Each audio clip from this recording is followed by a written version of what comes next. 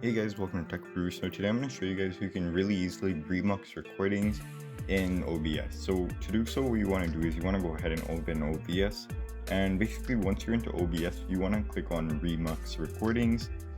And basically if you get a MKV file after you finish recording it, here you can easily basically convert that to a MP4 file. So just select the recording that you're trying to convert, and then on the bottom just click remux.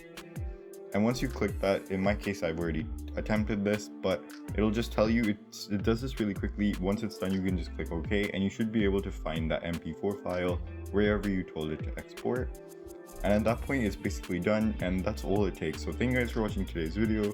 I hope you guys liked this one, and yeah, that's it for today's video.